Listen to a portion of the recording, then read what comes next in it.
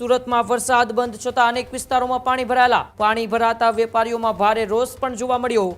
સિટકો કંપનીના બ્રિજના કામને લઈને આક્ષેપો થયા. આ નુકસાન પાછળ ફક્ત અને ફક્ત સુરત મ્યુનિસિપલ કોર્પોરેશનના ભ્રષ્ટ અધિકારીઓ છે. મારા હિસાબે તમે લોકો આ ભ્રષ્ટ અધિકારીઓ અને એમના પરિવારોને સ્ટીલના કીડા પડે એવી દિલથી મહાદેવને પ્રાર્થના કરજો અને ભવિષ્યમાં એમના હિસાબે એ ભ્રષ્ટ અધિકારીઓના હિસાબે સુરત શહેરના કોઈ લોકો હેરાન ના થાય. ડ્રેનેજ વોટરની જે લાઈન આવે એમાં ભંગાણના હિસાબે આ થયેલ છે.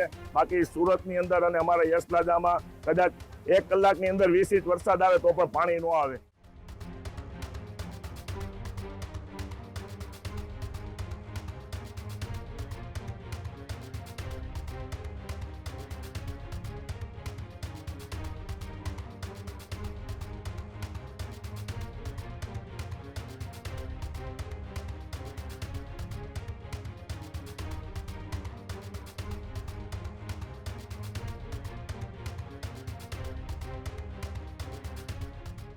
સુરતમાં વરસાદ બંધ હોવા છતાં અનેક વિસ્તારોમાં હજુ પણ પાણી ભરાયેલા છે. સુરતમાં વરસાદ બંધ છતાં અનેક વિસ્તારોમાં પાણી ભરાયેલા. વરાછાના યશ પ્લાઝામાં દુકાનોમાં પાણીમાં ગરકાવ થઈ ગઈ. વેપારીઓને ભારે આર્થિક નુકસાનનો પણ સામનો કરવો પડ્યો. પાણી ભરાતા વેપારીઓમાં ભારે રોષ પણ જોવા મળ્યો. સિટકો કંપનીના બ્રિજના કામને લઈને આક્ષેપો થયા. ગટર લાઇનમાં ભંગાણથી પાણીના નિકાલમાં અવરોધ સર્જાયો હોવાનું પણ ત્યાંના દુકાનદારોએ કહ્યું. ડ્રેનેજનું પાણી ન ઉતરતા દુકાનોમાં પાણી ઘૂસ્યું. પાલિકા તંત્ર સામે વેપારીઓએ ઉગ્ર વિરોધ પણ નોંધાવ્યો. વેપારીઓએ જવાબદારો સામે કાર્યવાહી કરવાની પણ માંગ કરી. યશ પ્લાઝામાં વેપાર ધંધા પર ભારે અસર જોવા મળી. વેપારીઓએ મેયર, કમિશનર અને તંત્ર સામે પણ નારાજગી વ્યક્ત કરી. ત્યારે સુરતમાં વરસાદ બંધ છતાં અનેક વિસ્તારોમાં પાણી ભરાયેલા છે. વરાછાના યશ પ્લાઝામાં દુકાનોમાં પાણી ઘૂસી ગયા અને દુકાનો છે, આપણા ટીવી સ્ક્રીન ઉપર દ્રશ્યો જોઈ રહ્યા છો, જેમાં દુકાનો આવેલી છે તે દુકાનો અડધી પાણીમાં ગરકાવ થઈ ચૂકી છે. વાહનો છે તે પણ પાણીમાં ગરકાવ થઈ ચૂક્યા છે અને ત્યાંના દુકાનદારો છે તેમાં અત્યારે રોષ જોવા મળી રહ્યો છે. પાણી ભરાતા વેપારીઓમાં અત્યારે ભારે રોષ છે.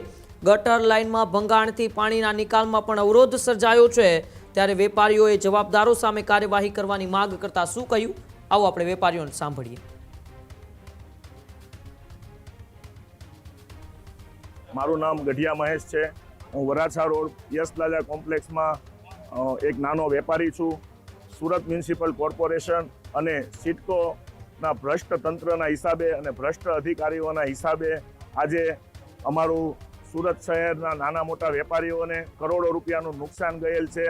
અને આ નુકસાન પાછળ ફક્ત અને ફક્ત સુરત મ્યુનિસિપલ કોર્પોરેશનના ભ્રષ્ટ અધિકારીઓ છે. મારા હિસાબે અને મારી સુરત શહેરના તમામ વેપારીઓ અને એમના પરિવારોને નમ્ર અરજ છે કે તમે લોકો આ ભ્રષ્ટ અધિકારીઓ અને એમના પરિવારોને સ્ટીલના કીડા પડે એવી દિલથી મહાદેવને પ્રાર્થના કરજો, જેથી કરીને એ લોકો ઝડપથી મરી જાય અને ભવિષ્યમાં એમના હિસાબે એ ભ્રષ્ટ અધિકારીઓના હિસાબે સુરત શહેરના કોઈ લોકો હેરાન ના થાય.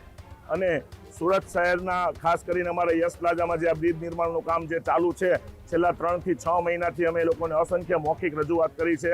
એ ભ્રષ્ટ અધિકારીઓ અહીંયા આવે પણ અમે ઉગ્ર રજૂઆત કરીએ તો એ લોકો વરાછા પોલીસને બોલાવી લેતા હતા અને પછી અમને લોકોને વાતોમાં લઈને કે અમે કરી દઈશું, આમ છે, એસએમસી સિટકોને કહે, સિટકો એસએમસીને કરે.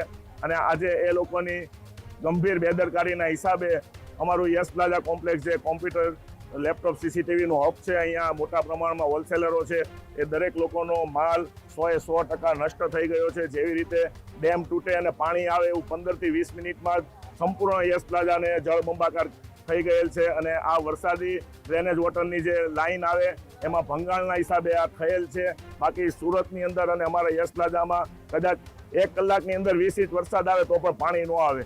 તો વરસાદી ગટર લાઈન આ લોકોએ ચાલુ રાખી હોતે તો આ બ્રિજના નિર્માણના હિસાબે એ ગટરો આજે પણ તમે અહીંયા જોઈ શકો છો સીલ કરેલી છે, કારણ કે અંદરથી ભંગાણ થઈ ગયેલ છે. ખેડૂત ભાઈઓ છે ખેતરમાં ડ્રોન ઉડાવતા હોય છે ત્યારે આપને એક પ્રશ્ન સતાવતો હોય છે કે જે આપણે અત્યાર સુધી જીપીએસ ટેકનોલોજીવાળા ડ્રોન વાપર્યા છે, જેથી કરીને મોબાઈલ ટાવર છે અથવા તો હાઈ ટેન્શન લાઇન પસાર થતી હોય, કોઈ વૃક્ષો હોય, ત્યારે જે જીપીએસ ટેકનોલોજીવાળા ડ્રોન છે એમાં ટકરાય અને ટ્રેસ થાય છે.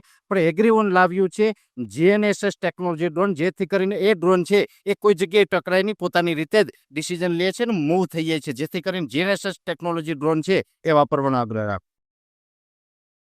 હજુ સુધી તમે અમારી ચેનલને સબસ્ક્રાઇબ નથી કરી તો અત્યારે જ ન્યૂઝરૂમ ગુજરાતને સબસ્ક્રાઇબ કરો, ફેસબુક અને ઇન્સ્ટાગ્રામ પર ફોલો કરો.